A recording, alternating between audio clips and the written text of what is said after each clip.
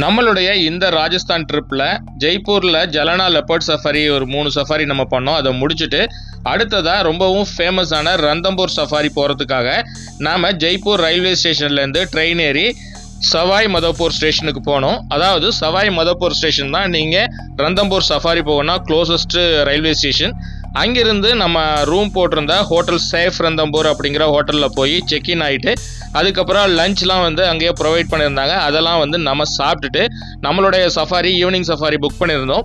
Evening safari 2:30க்கு ஆரம்பித்து 6 o'clock வரைக்கும் safari இருக்குது. அதனால் நம்ம சாப்பிட்டுட்டு வெளியில் நம்ம வெயிட் பண்ணிகிட்டு இருக்கும் பொழுது நம்ம சஃபாரி வெஹிக்கிள் நம்ம ஹோட்டல்லே பிக்கப் பண்ணிக்கிட்டாங்க.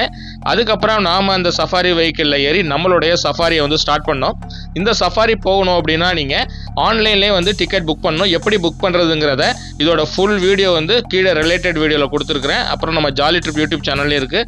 அதை நீங்கள் போய் செக் பண்ணி பார்த்துக்குங்க எப்படி புக் பண்ணுறதுங்கிறது. இதுக்கு சார்ஜஸ்ன்னு பார்த்தீங்கன்னா 900 rupees சார்ஜ் பண்ணுறாங்க. இப்போ நம்ம போகிறது பார்த்தீங்கன்னா கேண்டர் சஃபாரி இருக்குது, ஜீப் சஃபாரி இருக்குது. ஜீப் ஃபுல் ஜீப் கூட நீங்கள் புக் பண்ணி எடுத்துகிட்டு போகலாம். நீங்கள் நிறைய பேர் வர்றீங்க அப்படின்னா. நாம் கேண்டர் சஃபாரி தனியாக போனதுனால கேண்டர் சஃபாரி புக் பண்ணி நாம் போனோம். நாம் இது வரைக்கும் எவ்வளவோ இடத்துல சஃபாரி போயிருக்கிறோம். அந்த சஃபாரியை விட இது டோட்டலாக டிஃப்ரெண்ட்டாக இருந்தது. அதுக்கு காரணம் அந்த ரந்தம்பூரில் இருக்கக்கூடிய அந்த பழமை வாய்ந்த இடங்களும் அந்த காடுகளே பார்த்தீங்கன்னா ரொம்ப ஒரு வித்தியாசமான ஒரு லேண்ட்ஸ்கேப் உள்ள ஒரு காடாக இருந்துச்சு. அது இப்போ நம்ம போனது Zone 4ல் சஃபாரி போயிருந்தோம். அந்த Zone 4 சஃபாரி பார்த்தீங்கன்னா Zone 3யும் Zone 4ம் பார்த்தீங்கன்னா ஃபுல்லாக ஏரிகள் தான் நிறைய இருக்கும். அதில் வாட்டர் சோர்ஸ் நிறைய இருக்கிறனால டைகர் சைட்டிங்கிறது இங்கே அதிகப்படியாக நடக்கும். பர்டிகுலராக சம்மரில் நீங்கள் வர்றீங்க அப்படின்னா கண்டிப்பாக தண்ணி குடிக்கிறதுக்காக வரும்பொழுது ஃப்ரீக்வெண்ட்டாகவே டைகர் சைட் ஆகும் அப்படின்னு கைட் சொல்லியிருந்தார்.